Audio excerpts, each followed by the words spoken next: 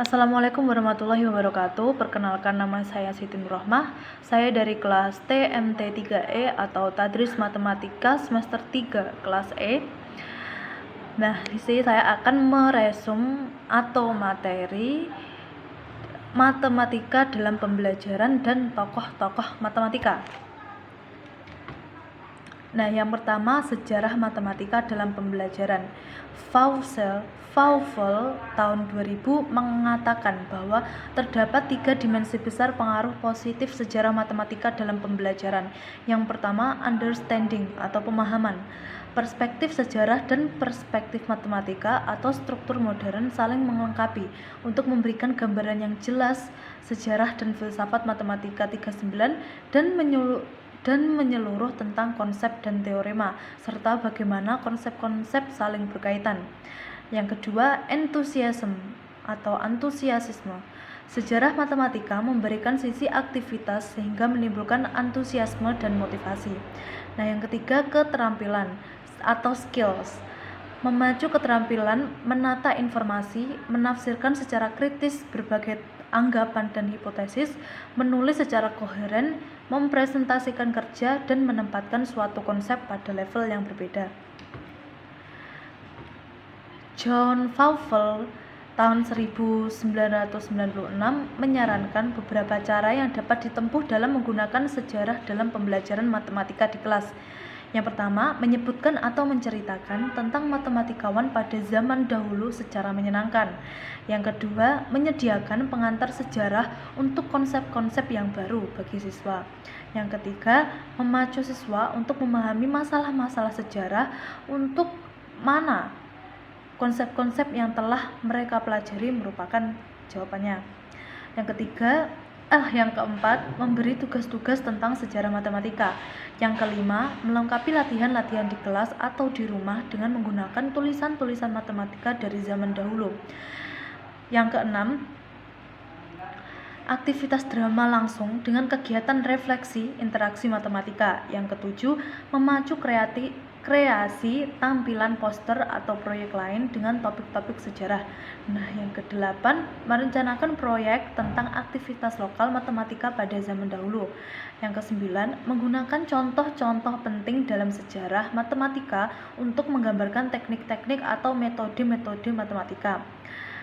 Yang ke-11, mengeksplorasi miskonsepsi, kesalahan, atau pandangan lain pada zaman dahulu untuk membantu pemahaman dan penyelesaian kembali. Nah, yang ke-12, Yang ke-12, merencanakan suatu pendekatan pedagogik untuk suatu topik tertentu dengan menggunakan perkembangan sejarahnya. Yang ke-13, merencanakan urutan dan struktur topik dalam silabus pembelajaran dengan landasan sejarah.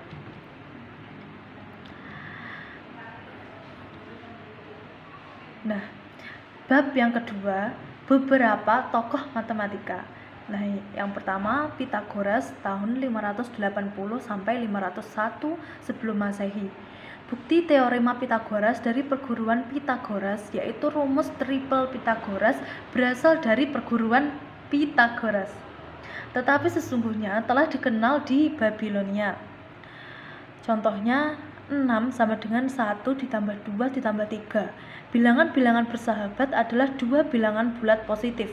Masing-masing merupakan jumlah dari pembagi-pembagi murni dari bilangan pasangannya. Contohnya pasangan 220 dan 284.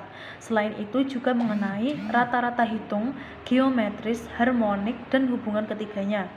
Teorema yang menyatakan bahwa jumlah sudut-sudut sebarang segitiga sama dengan 2 kali sudut siku-siku. Pertama kali berasal dari perguruan Pythagoras. Pythagoras mengajarkan bahwa semua bilangan adalah rasional, namun muridnya yang bernama Theodorus membuktikan bahwa akar dari 3, 5, 6, 7, 10, 11, 13, 14, 15, dan 17 adalah irasional. Sementara bukti bahwa akar suatu bilangan asli adalah irasional jika dan hanya jika bilangan asli tersebut bukan bentuk kuadrat diberikan oleh Thaeteus. Yang kedua, ada tokoh yang bernama Euclid pada tahun 325 sampai 265 sebelum Masehi. Karya terkenal dari Euclid adalah Elemen, yang merupakan kompilasi pengetahuan dan menjadi sumber belajar selama 2000 tahun. Buku tersebut dimulai dengan definisi dan 5 postulat, serta aksioma. Yang terkenal adalah postulat kelima atau postulat paralel. Dengan mengganti postulat ini, kita mengenal geometri non-Euclidean. Buku Elemen yang terdiri dari 13 buku terpisah, buku ini menjadi cikal bakal sistem aksiomatis dalam matematika. Telah ada ribuan edisi diterbitkan sejak pertama kali dicetak tahun 1482. Euclid juga menulis banyak buku lain, tetapi yang dapat bertahan hingga kini antara lain Data yang berisi 94 proposisi dan On Deviance yang membahas mengenai cara membagi sebuah bangun menurut perbandingan. Nah, yang ketiga ada tokoh yang bernama Archimedes tahun 287 sampai 212 sebelum Masehi. Archimedes mampu memusatkan perhatiannya pada suatu persoalan. Cerita tentang penemuan hukum hidrostatis merupakan salah satu contohnya. Ketika ia mendapatkan tugas dari Raja Hieron untuk menguji kemurnian mahkota emas, di saat mandi ia menemukan sifat hidrostatis. Archimedes menulis banyak subjek dan seringkali menggunakan cara apa yang sekarang dalam bentuk modern kita sebut dengan kalkulus. Karena itu ia sering disebut sebagai bapak integral. Beberapa karyanya sebagai berikut. Yang pertama, The Method atau metode, Quadrature of the Parabola atau membujur sangkarkan parabola, Measurement of a Circle, pengukuran lingkaran, di mana dengan metode klasik atau metode poligon beraturan ia mendapatkan perbandingan akar berada di antara dan dengan menghitung keliling poligon dengan segi 96 beraturan. On Spirals atau tentang spiral, yang mengenai sifat-sifat spiral yang kini disebut spiral Archimedes dengan persamaan polar. Juga buku tentang konoida dan spheroida mengenai isi benda putaran yang berbentuk oleh kurva derajat 2 dan soal-soal mengenai membagi bola sehingga volume segmen-segmen bola mengikuti suatu perbandingan yang ditentukan. Nah, yang selanjutnya ada Brahmagupta. Karya penting adalah Brahmaputasiddhata tahun 628 yang ditulis di Binmal, ibu kota dinasti Gurjara. Sebagai pelengkap karya di atas, Brahmagupta juga menulis Kadakadyaka pada tahun 665 saat ia berusia 67 tahun yang memuat 25 bab. Dalam Brahmaputasiddhata, ia mendefinisikan 0 sebagai hasil pengurangan sebuah bilangan.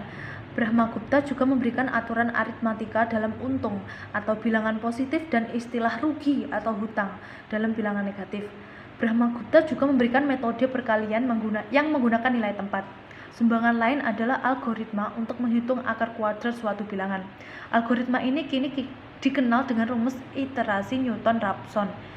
Brahmagupta juga mengembangkan notasi aljabar dan metode menyelesaikan persamaan kuadrat serta metode menyelesaikan persamaan tak tentu berbentuk AX tambah C sama dengan BY. Dalam Brahmaputasiddhanta, ia juga memberikan rumus untuk luas segi 4 tali busur dan diagonal segi 4 tali busur dengan menggunakan sisi-sisi segi 4. Dalam buku Kandakadyaka, ia membahas rumus interpolasi untuk menghitung nilai sinus yang sekarang dikenal dengan nama rumus interpolasi Newton-Stirling. Yang selanjutnya ada tokoh yang bernama Al-Khawarizmi tahun 780 sampai 850 Masehi. Disebut Bapak Aljabar. Abu Musa Al-Khawarizmi menyusun karya aljabar Hisab Al-Jabr wa Muqabalah yang selama berabad-abad digunakan di timur maupun barat. Terjemahan yang termasyhur oleh Gerard de Cremona yaitu De Gebra et al Muqabalah. Di dalam terjemahan karya Al-Khawarizmi tersebut terdapat 6 bab yang berisi 6 bentuk persamaan linear dan kuadrat. Selain secara aljabar, Al-Khawarizmi juga memberikan penyelesaian secara geometri dengan membuat diagram geometris. Salah satu contohnya untuk persamaan kuadrat x pangkat 2 ditambah 10x pangkat 2 plus ditambah 10x sama dengan 39. Lewat sebuah karya aritmatikanya yaitu Liber Arogitum atau Algorismi de Numerologium, Arabnya Al-Jami' wa At-Tafriq bil Hisab Al-Hind, diperkenalkan angka-angka Hindu Arab untuk pertama kali ke Eropa beserta sistem desimal. Ia berjasa dalam merintis dan mempelopori perhitungan dengan angka 0 atau bahasa Inggrisnya shipper yang berasal dari bahasa Arab sifr, dan sistem desimal. Karena pengkajiannya yang analitis dalam karya-karyanya, namanya menjadi suatu istilah algoritma. Selain itu terdapat pula karya lain yang terkenal yaitu Tractatus Arithmetica, terjemahan Prince Boncompagni. Tokoh ini sering dikaitkan dengan teorema The Casting Out Nines. Sebagai astronom, Al-Khawarizmi juga menyusun JIS atau daftar astronomi yang sangat populer pada saat itu dan berisi nilai-nilai sinus dan tangens. Dia pun mempersiapkan sebuah peta bumi bersama ilmuwan-ilmuwan lain.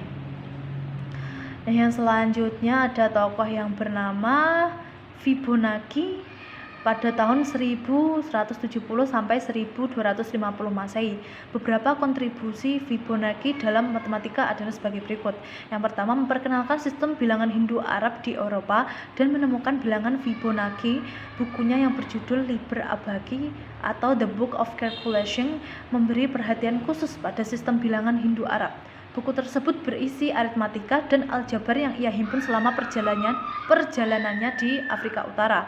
Pada bagian berikutnya banyak dibahas mengenai soal-soal yang berkaitan dengan perdagangan. Sedang pada bagian ketiga memperkenalkan bilangan Fibonacci dan barisan Fibonacci yaitu 1, 1, 2, 3, 5, 8, 13, 21, 35, 34, 55. Tetapi Fibonacci tidak menulis suku pertama dalam bukunya. Perintis dalam penggunaan kembali pecahan Mesir atau Egyptian fraction. Tidak diketahui siapa pasti yang menemukan pecahan, tetapi Fibonacci telah menggunakannya dalam perhitungan yang dilakukannya.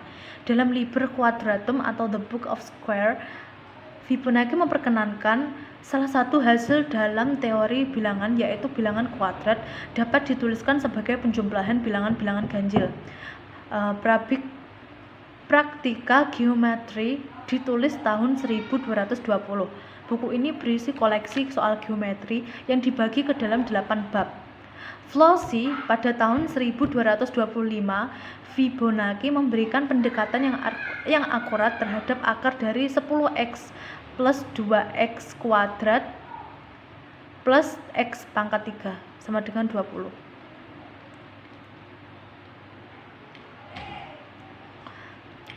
Selanjutnya, tokoh Descartes. Descartes menerbitkan Discours de la méthode pour bien conduire raison et chercher la vérité dans les sciences, sebuah karya sains, gak ngerti ya pronounce-nya gimana. Karya ini dilengkapi dengan 3 appendix yaitu La dioptrique tentang optika, Les Meteores tentang meteorologi, serta La Geometrie. Karya terpenting terletak pada La Geometrie yang membahas mengenai matematika. Dalam karya ini terdapat ide geometri analitik, yaitu masalah yang memuat gagasan mengaitkan geometri dan aljabar. Sebagai penghormatan, kini koordinat silang atau tegak lurus kita namakan koordinat Kartesian atau Kartesius. Karya yang penting lainnya adalah Principia Sejarah dan Filsafat Matematika. 48 Filosofi yang dipublikasikan di Amsterdam tahun 1644. Karya ini terbagi dalam 4 bagian yang membawa masalah alam ke dalam matematika. Yang kemudian tokoh bernama Fermat tahun 1601 sampai 1665 Masehi. Teorema terakhir Fermat yang menyatakan bahwa X pangkat N plus Y pangkat N sama dengan Z pangkat N tidak memiliki penyelesaian bulat X, Y, dan Z untuk N pangkat 2 menjadi terkenal. Ia menulis dalam bagian tepi terjemahan Baghdad terdapat karya Diophantus Aritmatika. Aku telah menemukan bukti yang benar, namun tepi halaman terlalu kecil untuk memuat bukti itu. Sekarang matematikawan menunjukkan bahwa bukti Fermat salah. Fermat mulai berkorespondensi dengan Blaise Pascal tahun 1654. Dari sini terungkap idenya mengenai teori probabilitas. Kini Fermat dan Pascal dihormati sebagai pendiri tokoh probabilitas. Dalam buku New Account of Discoveries in the Sciences of Numbers tahun 1659, banyak memuat metode antara lain untuk menunjukkan bahwa setiap bilangan prima berbentuk 4K plus 1 dapat ditulis sebagai jumlah dua bilangan kuadrat, namun tidak detail.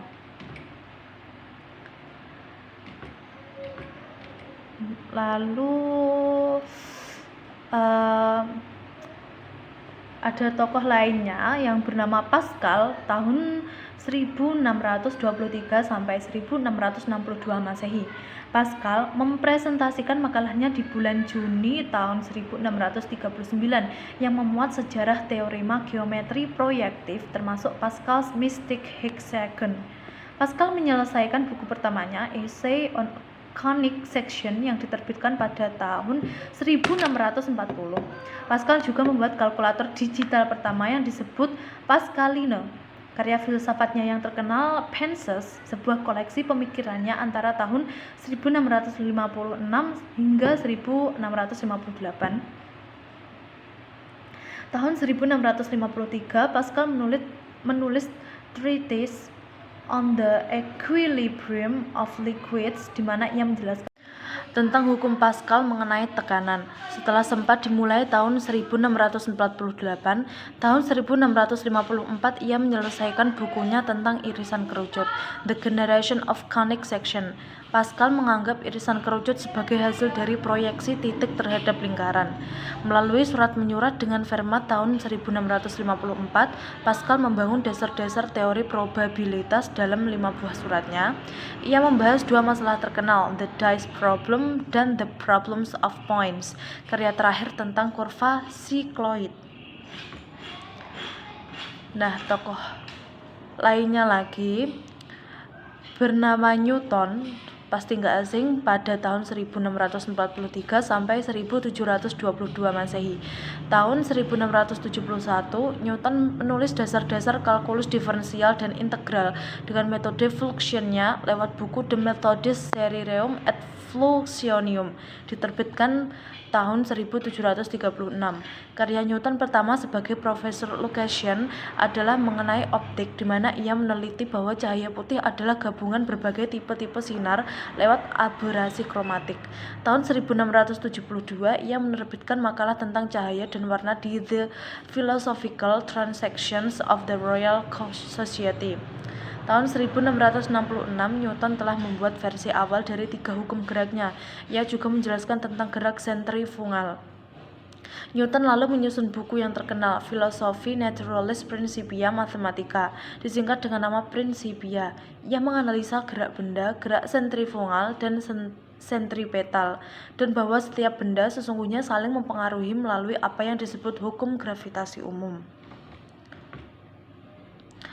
Terus tokoh yang selanjutnya, Gauss, bernama Gauss pada tahun 1777 sampai 1855 Masehi. Ia masuk Akademi Brunswick dan di sana secara mandiri berhasil menemukan hukum Bode, teorema binomial, rata-rata aritmetik dan geometrik, hukum kebalikan kuadratik, dan teorema bilangan prima. Dengan prestasi yang gemilang tentang konstruksi segi 17 beraturan dengan penggaris dan jangka. Temuan ini diterbitkan dalam Disquisitiones Arithmetica pada tahun 1801. Saat bulan Ceres ditemukan posisinya oleh Sachs tahun 1801.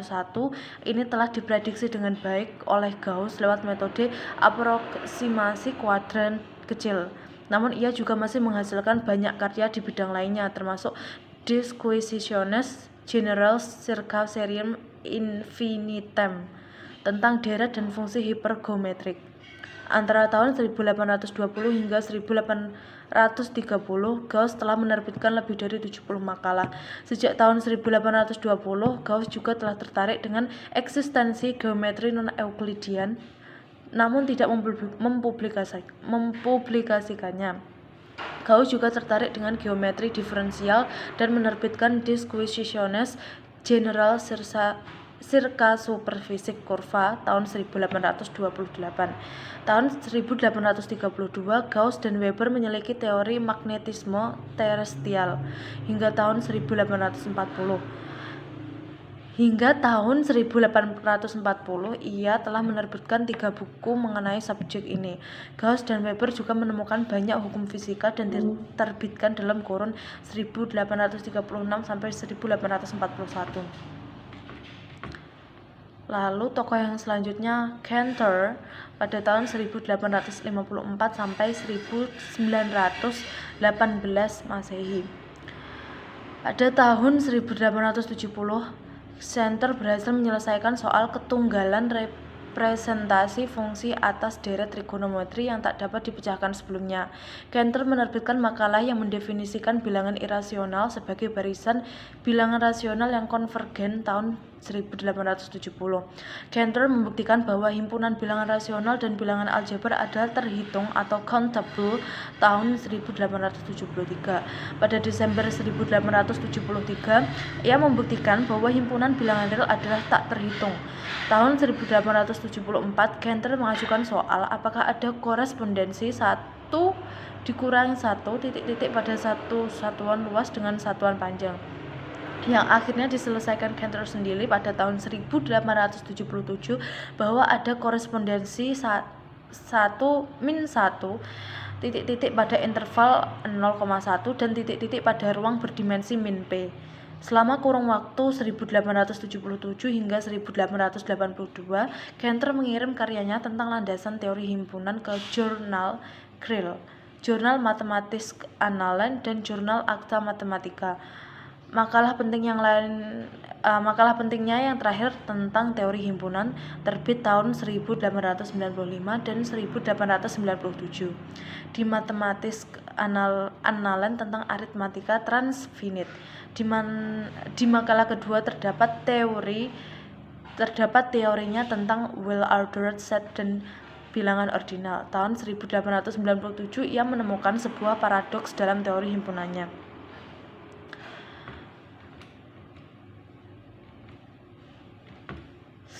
Nah, sekian tentang resume hari ini. Bila ada kurang lebihnya, saya mohon maaf. Wassalamualaikum warahmatullahi wabarakatuh.